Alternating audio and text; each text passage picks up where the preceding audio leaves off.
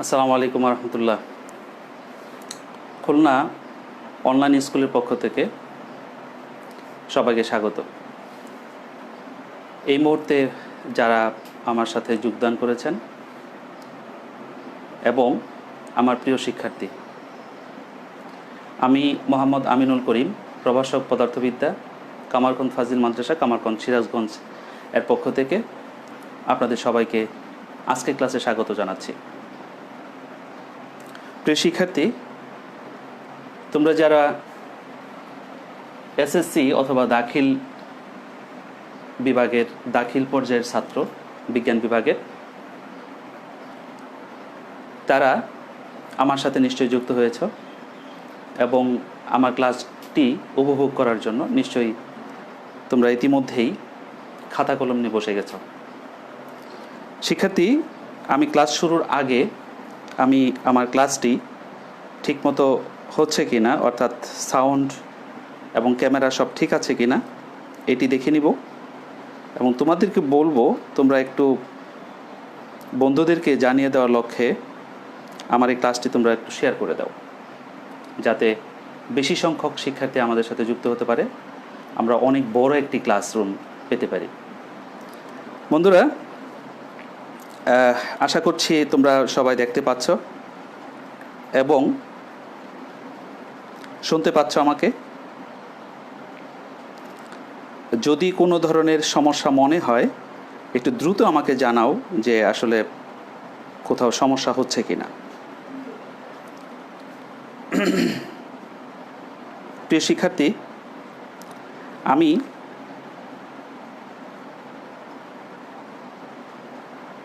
ক্লাসটি শুরু করব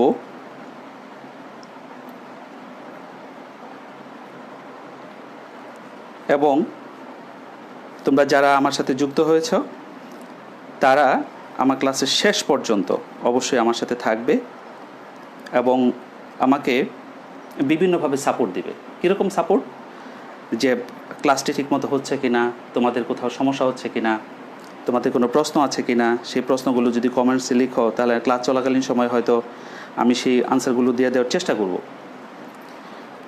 তো আশা করছি শুরু হয়েছে ক্লাসটি এবং সমস্যা হচ্ছে বলে মনে হয় না।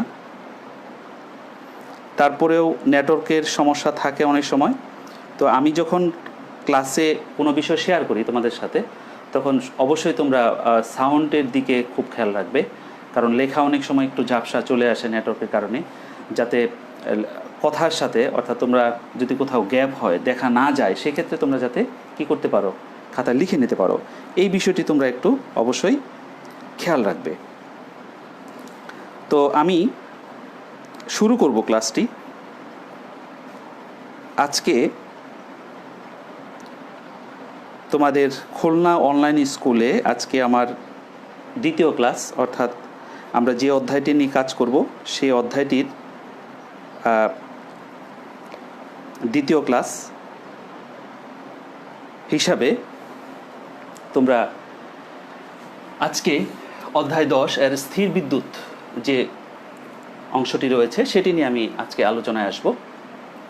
আজকে আমরা একটি শিখনফল, তোমাদের যে শিখনফলগুলো রয়েছে, আমি গত ক্লাসে 2টি শিখনফলের উপর আলোচনা করেছিলাম, আজকে একটি শিখনফল নিয়ে আলোচনা করব ইনশাল্লাহ। তোমরা নিশ্চয়ই আমার সাথে থাকবে। বিষয়টি হচ্ছে তড়িৎবীক্ষণ যন্ত্রের সাহায্যে আধান শনাক্তকরণ। এই বিষয়টি নিয়ে তোমাদের সাথে আজকে আলোচনা করব। ইতিমধ্যে আমি তোমাদের সাথে গত ক্লাসে আধান কি, আধান কিভাবে উৎপন্ন হয়, আধানের বিভিন্ন বৈশিষ্ট্যগুলো, তারপরে আহিতকরণ কি, এই বিষয়গুলো একটু বিস্তারিত আলোচনা করার চেষ্টা করেছি। প্রথম 2টি শিখনফল নিয়ে আলোচনা করার চেষ্টা করেছি। আজকের শিখনফলের প্রথম তড়িৎবীক্ষণ যন্ত্র, তড়িৎবীক্ষণ যন্ত্রের সাহায্যে আধান শনাক্তকরণ। আধান সম্পর্কে আমি জানি, এবার তড়িৎবীক্ষণ যন্ত্র সম্পর্কে আমরা একটু জানার চেষ্টা করব এবং তোমাদের বইয়ে যে অংশটি আলোচনা রয়েছে সেটি আমি একটু তোমাদের ভালোভাবে বুঝিয়ে দেওয়ার চেষ্টা করব, যাতে তোমাদের পড়াটি আত্মস্থ করতে সহজ হয়। বন্ধুরা, এই তড়িৎবীক্ষণ যন্ত্র কি এটি সম্পর্কে একটু যদি বলি, তাহলে বলতে হবে আমাকে এটি একটি যন্ত্র, বুঝতেই পারছো। এই যন্ত্র দ্বারা কি করব আমরা? কোনো বস্তুতে আধান এর অস্তিত্ব, অর্থাৎ আধান আছে কি না কোনো একটা বস্তুর মধ্যে, সেটি যেমন জানব, এবং যদি আধান থেকে থাকে তাহলে সেই আধানের প্রকৃতিটি কেমন, সেই আধানটি কেমন। অর্থাৎ আমরা জানি আধান দুই ধরনের, ধনাত্মক এবং ঋণাত্মক। এই ধনাত্মক ঋণাত্মক আধান এই দুটির মধ্যে কোনটি উপস্থিত আছে, যদি আহিত হয়ে থাকে বস্তুটি, আধানের অস্তিত্ব থেকে থাকে, তাহলে সেই ক্ষেত্রে কোনটি আছে সেটি নির্ধারণ কিভাবে করব সেটি আমরা আজকে বিস্তারিত আলোচনা করব। তো আমরা জানি বন্ধুরা, আমি একটু মনে করে দিতে চাই ছোট্ট একটি কথা দ্বারা, সেটি হচ্ছে যে আমরা দেখেছি তোমাদের বইয়ে 4টি বস্তুর কথা বলা আছে। একটি ছিল ইবোনাইট দণ্ড, কাচনল বা কাচের দণ্ড, আরেকটি ছিল হচ্ছে রেশম কাপড়, আরেকটি ছিল পশমি কাপড় অর্থাৎ ফ্লানেল যেটিকে বলি আমরা। এই 4 ধরনের বস্তু স্ট্যান্ডার্ড হিসেবে দেওয়া আছে। বলা হয়েছিল যে কাচদণ্ড এবং ইবোনাইট, কাচদণ্ড এবং ফ্লানেল এই দুটি হচ্ছে আমরা বলেছিলাম হচ্ছে ধনাত্মক, এবং রেশমি কাপড় এবং হচ্ছে কি আরেকটি বিষয় ছিল রেশমি কাপড়। আমি আবার একটু লিখি মনে করে দিতে চাই তোমাদের। একটি ছিল হচ্ছে কাচদণ্ড, আরেকটি ছিল হচ্ছে পশমি কাপড় বা ফানেল যেটিকে বলছিলাম আমরা, ফ্লানেল এটিকে বলছিলাম আমরা ধনাত্মক, এবং রেশমি কাপড়, আরেকটা কি ছিল ইবোনাইট দণ্ড, এই দুটিকে বলেছিলাম আমরা নেগেটিভ। অর্থাৎ এই দুটি বস্তু ঋণাত্মক আধানের প্রতি আসক্তি বেশি, আর এই দুটি বস্তু ধনাত্মক আধানের প্রতি আসক্তি বেশি। এইটি আমরা একটু দেখেছিলাম। তো বন্ধুরা আরেকটু মনে করে দিতে চাই, সেটি হচ্ছে যে একটি বস্তুর মধ্যে কিন্তু অবশ্যই আধান আছে, অবশ্যই বস্তুর মধ্যে কি থাকবে, আধান থাকবে। সেটি কীরকম, ধনাত্মক ঋণাত্মক, এবং এই আধানগুলোর পরিমাণ সমান সংখ্যক হওয়ার কারণে একটি বস্তু কি হয়, নিরপেক্ষ হয়। আমি গত ক্লাসে ব্যাপকভাবে আলোচনা করেছিলাম। যে বিষয়টি সেটি হচ্ছে যে তড়িৎ বীক্ষণ যন্ত্রের সাহায্যে আধান শনাক্ত, আমি যে যন্ত্রের সাহায্যে আধান শনাক্ত করব সেটি দ্বারা কি করব, প্রথম কথা হচ্ছে যে এটির মধ্যে আধানের অস্তিত্ব আছে কিনা। আধানের অস্তিত্ব বলতে কি, এটির মধ্যে ধনাত্মক অথবা ঋণাত্মক এই দুই ধরনের আধান আছে কিনা, প্রথম কথা হচ্ছে এটা। অর্থাৎ বস্তুটি আহিত কিনা। আর দ্বিতীয় কথাটা হচ্ছে যদি আহিত হয়ে থাকে তাহলে সেটি কি ধনাত্মক না ঋণাত্মক সেটি নির্ণয় করব যে যন্ত্রের সাহায্যে, তাকেই আমরা বলছি তড়িৎ বীক্ষণ যন্ত্র। বিজ্ঞানী ব্যানেটের কথা তোমরা হয়তো শুনে থাকবে। বিজ্ঞানীর নাম কি, বিজ্ঞানী ব্যানেট। তিনি একজন ধর্মযাজক ছিলেন, কোন একটা উপাসনালয়ের ধর্মযাজক ছিলেন বিজ্ঞানী ব্যানেট। তিনি প্রথম এই যন্ত্রটা আবিষ্কার করেন এবং আবিষ্কারের প্রয়োজনীয়তা অনুভব করেন, তারপর তিনি এটা আবিষ্কার করেন। যন্ত্রটি কেমন চলো একটু বন্ধুরা আমি আঁকি, তোমরা আমার সাথে সম্ভব হলে একটু এঁকে নাও, খাতা এঁকে নাও, তাহলে ভালো হবে। তোমাদের বইয়ে চিত্রটি রয়েছে কিন্তু চিত্রটি লেবেলিং নাই, আমি লেবেলিং সহ তোমাদের একটু দেখিয়ে দেওয়ার চেষ্টা করব। বন্ধুরা একটু দেখো, স্কেল হলে ভালো হতো। যাই হোক আমি একটু চেষ্টা করি স্কেল ছাড়াই এটিকে আঁকার জন্য। আমরা যদি একটি টেবিলের উপর এটি রাখি, আসলে চিত্র হয়তো পরীক্ষা এভাবে তোমাদের আসে না, কিন্তু পরীক্ষার জন্য আমরা যে সব কিছু পড়বো তা কিন্তু না। আমাদের জানার দরকার আছে, বোঝার দরকার আছে ব্যাপকভাবে কোনো বস্তু সম্পর্কে, বিষয় সম্পর্কে, যেটি সম্পর্কে জানি না কেন আমাদের একটু বিস্তারিত জানতে হবে, তাহলে সেটি সম্পর্কে ভালো একটি ধারণা তৈরি হয়।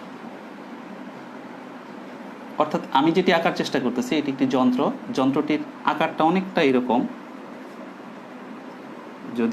যদি অত সুন্দর হচ্ছে না, তো যাই হোক এই হচ্ছে তার ছিপি। যন্ত্রটির এটি হলো ছিপি, এটির মধ্য দিয়ে একটি আমাকে দণ্ড আঁকতে হবে, যেটি হচ্ছে ধাতব দণ্ড।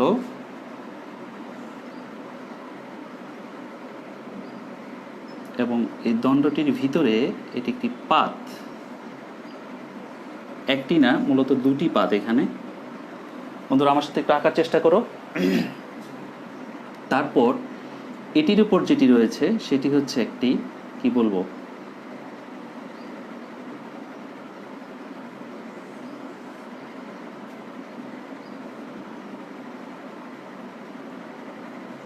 এরকম, এটি একটি ছিপি। এবং আমি একটি টেবিল বোঝানোর চেষ্টা করেছি। এই পাশ দিয়ে দুটি দণ্ড রয়েছে,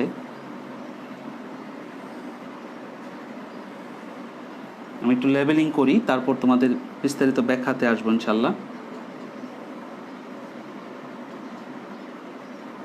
এটি একটি পাত্র, সেই পাত্রের ভিতরে এরকম কিছু পদার্থ রয়েছে। যাক, মোটামুটি হয়েছে মনে হয়, আমি যদি একটু দেখি। যাই হোক, তো বন্ধুরা খেয়াল করো,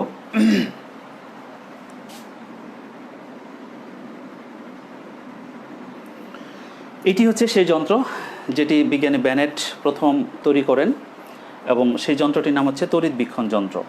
যন্ত্রটির নামকরণ অনেকভাবে হতে পারে। আমি একটু আসি, এটিকে বলতেছি আমি হচ্ছে ধাতব চাকতি, ধাতব চাকতি। এটি হচ্ছে ছিপি, ছিপি বা কর্ক যেটাকে বলি।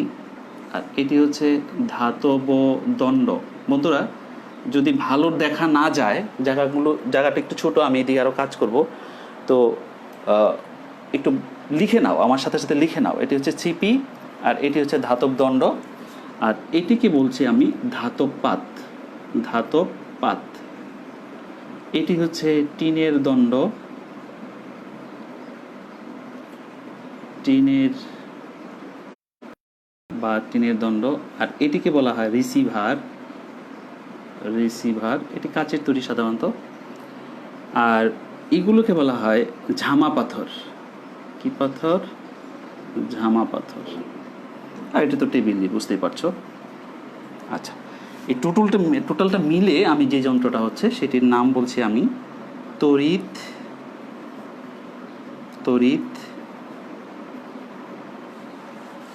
বন্ধুরা, তড়িৎবীক্ষণ যন্ত্র। আচ্ছা, এটাকে আমরা বিভিন্নভাবে বলে থাকি।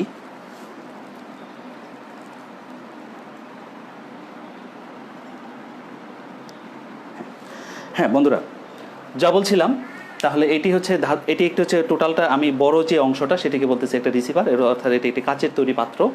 সেই পাত্রের ভিতরে আমি কিছু পদার্থ রেখেছি, বিজ্ঞানী ব্যানেট রেখেছেন। সেটি কি কি?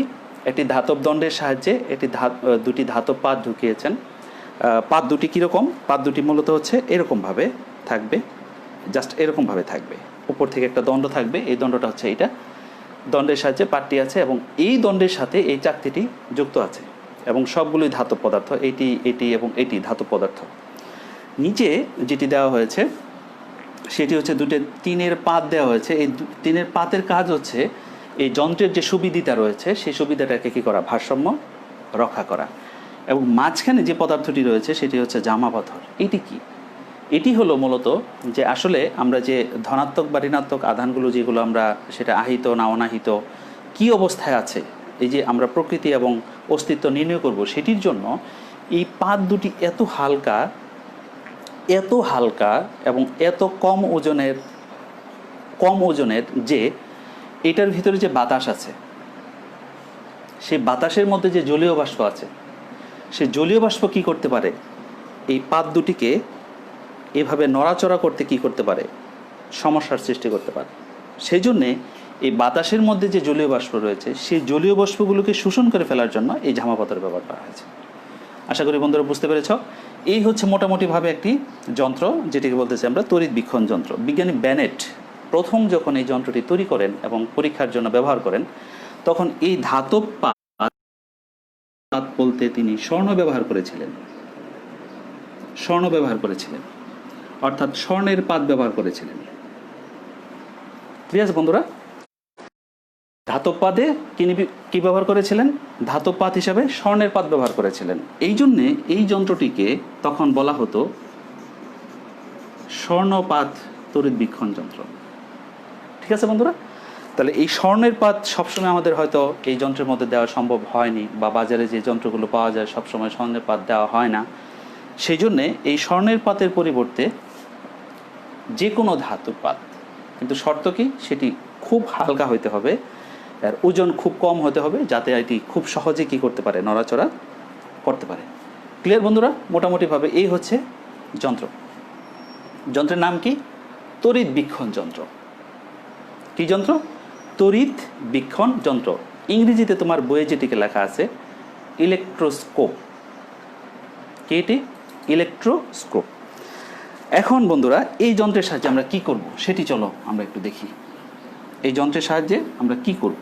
দুটি কাজ করব এই যন্ত্রের সাহায্যে। একটি কি হচ্ছে, প্রথমটি হচ্ছে আমাদের আধানের অস্তিত্ব নির্ণয়। আধানের অস্তিত্ব নির্ণয়।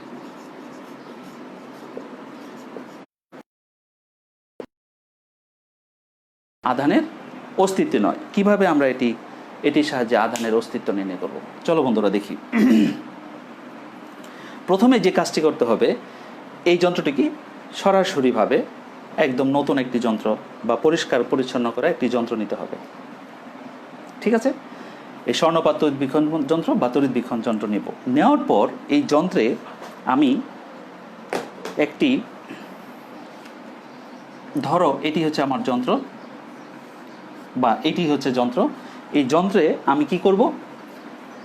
যে বস্তুটির মধ্যে আধান আছে কি না, অর্থাৎ পরীক্ষণীয় বস্তু যেটি, অর্থাৎ যে বস্তুটির আমরা পরীক্ষা করে দেখব এটিতে আধান আছে কি নাই, সেই বস্তুটি এরকম একটি দণ্ড হতে পারে, এরকম একটি যে কোনো একটি বস্তু হতে পারে, সেই বস্তুটি এখানে আমি স্পর্শ করব। এখানে আমি স্পর্শ করব। ঠিক আছে বন্ধুরা? স্পর্শ করলে খেয়াল করে ভালো করে, দুই ধরনের ঘটনা ঘটতে পারে। একটি হতে পারে কি, যেটি আমি স্পর্শ করলাম, একটি হতে পারে এরকম plus plus plus, minus minus minus minus minus, অথবা এরকম plus plus plus plus plus. আমি যেটি বোঝাতে চাচ্ছি, একটি হতে পারে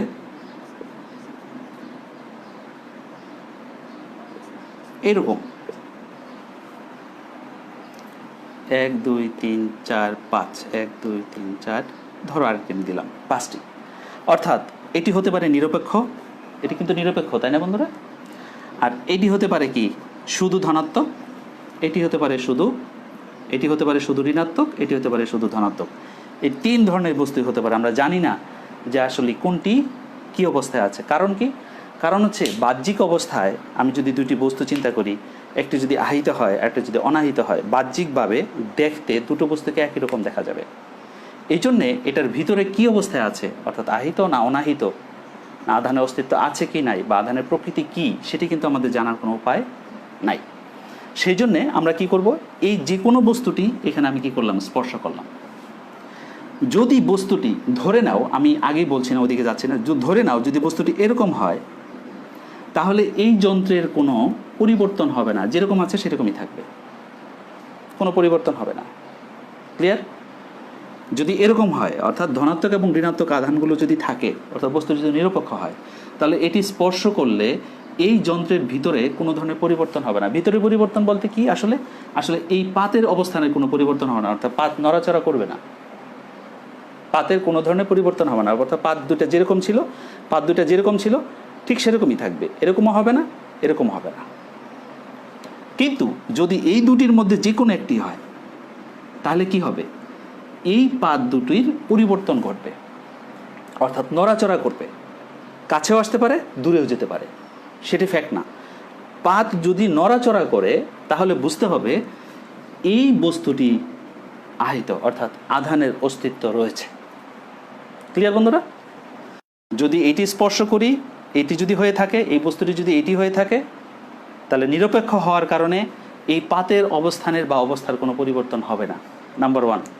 নাম্বার 2 হচ্ছে, যদি এই দুটির মধ্যে যে কোনো একটি হয়, এই দুটির মধ্যে যে কোনো একটি হয়, তাহলে কি হবে, এই পাতের অবস্থার পরিবর্তন করবে, অর্থাৎ নড়াচড়া করবে।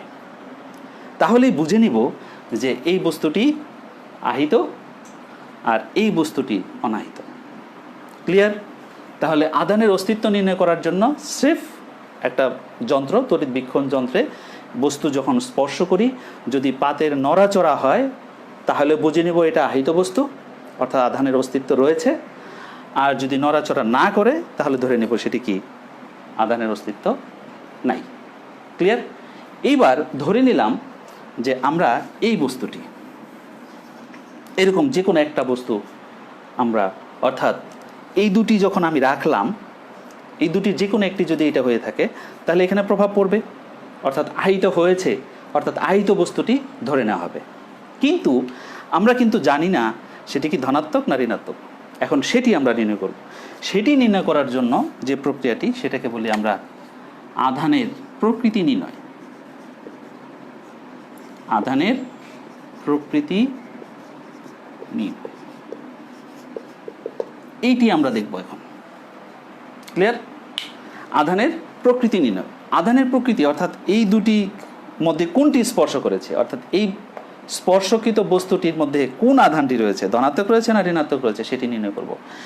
এর জন্যে প্রথমে যে কাজটি করতে হবে সেটা হচ্ছে, সেই কাজটা হচ্ছে এই তড়িৎ বীক্ষণ যন্ত্রটিকে ফার্স্ট স্টেপ, প্রথম স্টেপ, প্রকৃতি নির্ণয় করার জন্য প্রথম স্টেপটি হচ্ছে তড়িৎ বীক্ষণ যন্ত্রটিকে আহিতকরণ করে নিতে হবে।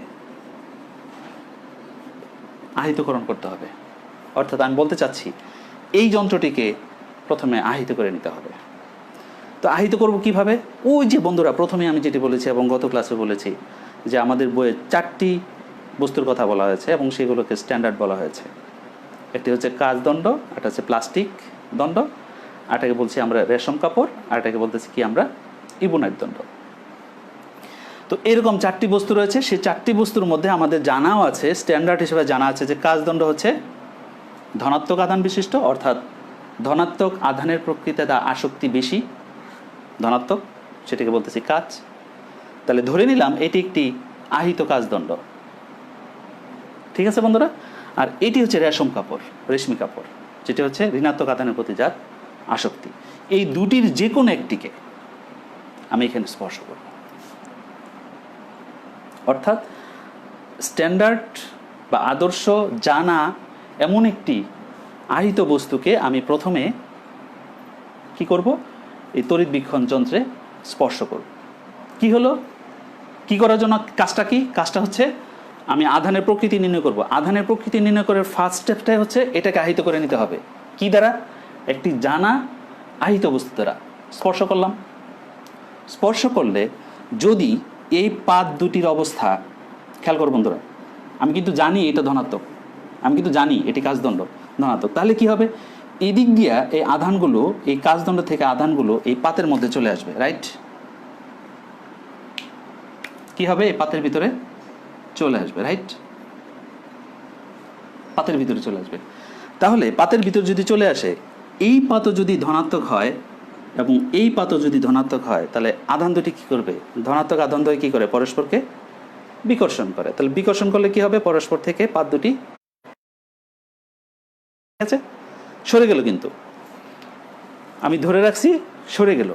এখন আমি কি করব? এই দণ্ডটাকে আবার সরিয়ে নিব, কাচদণ্ডে সরিয়ে নিব। যদি সরিয়ে নিলে দেখা যায় যে পাত দুটি আগে যে অবস্থায় ছিল সেই অবস্থায় চলে আসছে, তাহলে বুঝতে হবে এটি আহিত হয়নি।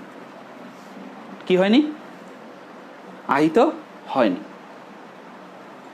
ক্লিয়ার? এটি কি হবে না? আহিত হয়নি। তাহলে যদি আহিত না হয় তাহলে কিন্তু এটি দ্বারা আধানের প্রকৃতি নির্ণয় করা যাবে না। সুতরাং এটি যে পর্যন্ত আহিত না হবে ততক্ষণ পর্যন্ত কি করতে হবে? এটিকে স্পর্শ করা অবস্থায় রাখতে হবে। ঠিক আছে? তাহলে স্পর্শ করা অবস্থায় রাখলাম, সরিয়ে নিলাম। যদি পাতের অবস্থার পরিবর্তন না হয় তাহলে বুঝে নেবে এটা আহিত হয়েছে। আর যদি সরে নেওয়ার পর যদি দেখা যায় যে না, পাত আগের অবস্থায় চলে আসছে, তাহলে বোঝা যাবে যেটা আহিত হয়নি। সুতরাং যতক্ষণ পর্যন্ত আহিত না হবে বারবার চেষ্টা করে কি করতে হবে? এই পাত দুইটির মধ্যে মধ্যবর্তী জায়গা কি করতে হবে? ফাঁকা রাখতে হবে, দূরত্ব বৃদ্ধি থাকতে হবে। তাহলে বোঝা যাবে এই যন্ত্রটি আহিত হয়েছে। এটি হলো প্রথম স্টেপ। আর তাহলে বোঝা গেল কি? এইভাবে আমি কি করব? বস্তুটিকে, অর্থাৎ এই যন্ত্রটিকে আহিত করব। দ্বিতীয় কাজটি হচ্ছে, ওই যে তোমার মনে আছে যে আমি আহিত অবস্থায় আছে বলে ধরে নেওয়া হয়েছে যে বস্তুটি, সেই বস্তুটিকে কি করব? এটা এখানে স্পর্শ করব। খেয়াল করো বন্ধুরা, আমি একটু একটা ছকের সাহায্যে তোমাদের এই বিষয়টি বুঝিয়ে দেওয়ার চেষ্টা করি। খেয়াল করো, আমি যদি একটা ছক আঁকি, তোমরা আমার সাথে এঁকে নাও। খুব সহজ বিষয়টি আসলে, যদি বুঝতে পারো।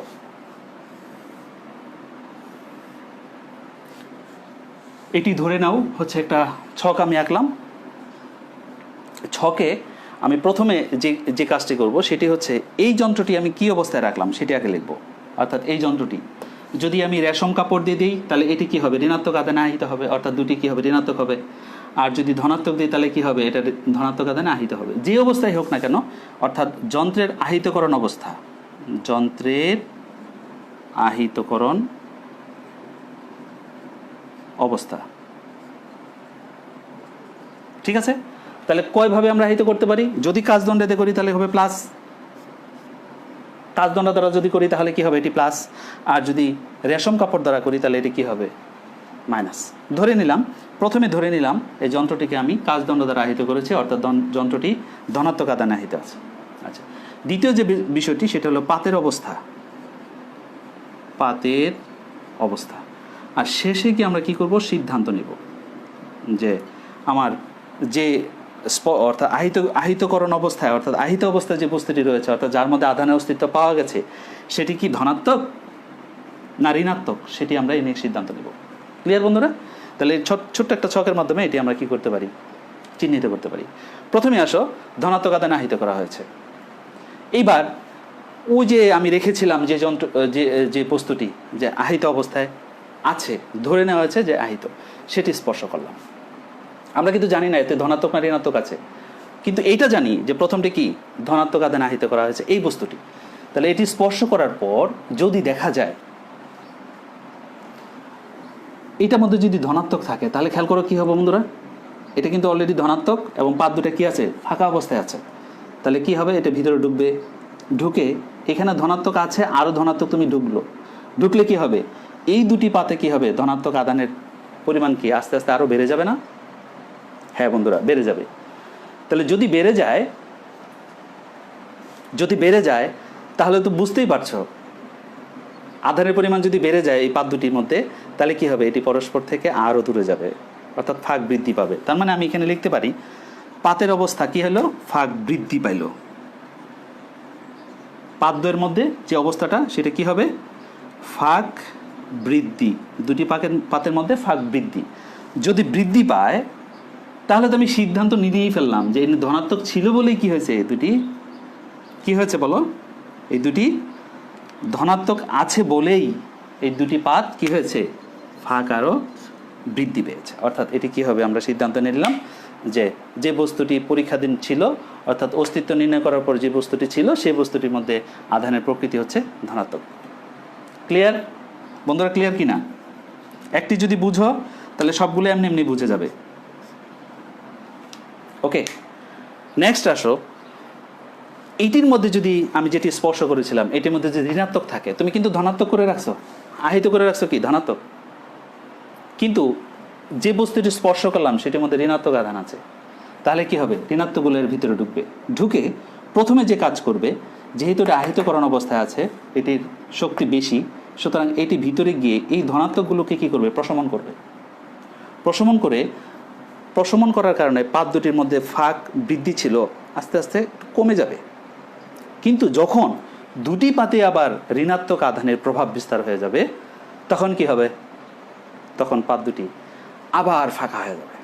অর্থাৎ আমি বলতে চাচ্ছি, প্রথমে কি পাবে, প্রথম যে ঘটনাটা করবে সেটি কি হবে, ফাঁক হ্রাস পাবে। যদি ফাঁক হ্রাস পায় পাদ্যের মধ্যে, তাহলে আমরা বলবো সেটিতে কি আছে, নেগেটিভ আছে, অর্থাৎ ঋণাত্মক আধানে আহিত বস্তু সেটি। অনুরূপভাবে আমরা দেখাতে পারি, যদি যন্ত্রটিকে ঋণাত্মক আধানে আহিত করা হয়, অর্থাৎ এটি যদি আমার ঋণাত্মক হয়, খেয়াল করো বন্ধুরা, কি হবে, এটি যদি আমার ঋণাত্মক হয়, ঋণাত্মক আধানে আহিত হয়, আর বস্তুটির মধ্যে যদি আমি যে বস্তুটি স্পর্শ করলাম সেটিও যদি ঋণাত্মক হয়, তাহলে কি হবে, আগের মতোই কি হবে, ফাঁক বৃদ্ধি পাবে। অর্থাৎ ফাঁক বৃদ্ধি পেলে আমরা সিদ্ধান্ত নিব সেটিতে কি রয়েছে, ঋণাত্মক আধানের অস্তিত্ব রয়েছে, অর্থাৎ আধানের প্রকৃতিটা হবে কি, ঋণাত্মক। ক্লিয়ার? আর যদি ফাঁক যদি কি পায়, হ্রাস পায়, তাহলে সেই আগের মতোই কথা বলবো যে এখানে আমার ধনাত্মক আধান যদি হয়, তাহলে সে কি করবে, এই ঋণাত্মক আধানগুলোকে প্রশমন করবে, প্রশমন করার পর আবার কি করবে, আস্তে আস্তে ফাঁক বৃদ্ধি পাবে। কিন্তু প্রাথমিক অবস্থায় কি পাবে, ফাঁক হ্রাস পাবে এবং সেটা দ্বারা আমরা সিদ্ধান্ত নিতে পারবো যে যন্ত্রটিতে ধনাত্মক আধানের অস্তিত্ব রয়েছে। ক্লিয়ার কিনা বন্ধুরা? খুব সহজ। তাহলে দুটো স্টেপ। আধানের অস্তিত্ব নির্ণয় করার জন্য কিন্তু আমি কি করব, তড়িৎবীক্ষণ যন্ত্র আমরা কি জানলাম, তড়িৎবীক্ষণ যন্ত্রের সাহায্যে আমরা দুটি কাজ করবো, একটা হচ্ছে আধানের অস্তিত্ব নির্ণয়, আর আধানের প্রকৃতি নির্ণয়, এটিও জানলাম। আধানের অস্তিত্ব নির্ণয় করার জন্য এই যন্ত্রটি কি আহিত করার প্রয়োজন আছে?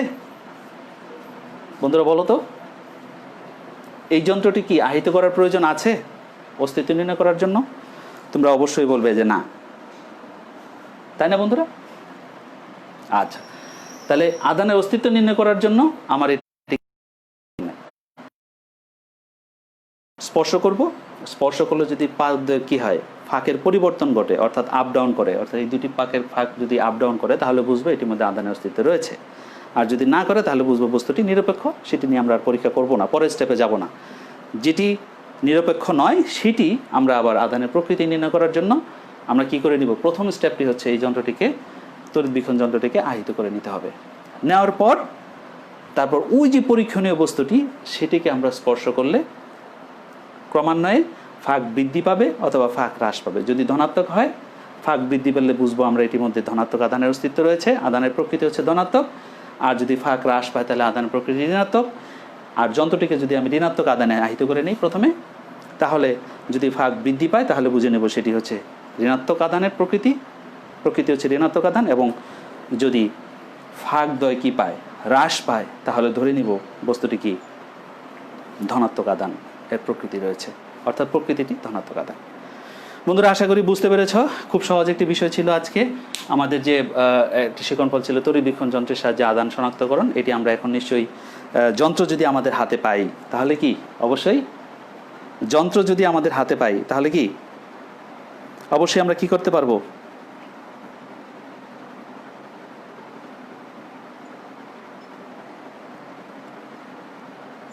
হ্যাঁ লেখা আফসা, আমি বন্ধুরা আগে বলেছি নেটওয়ার্কের একটু স্বল্পতা অনেক সময় হয়।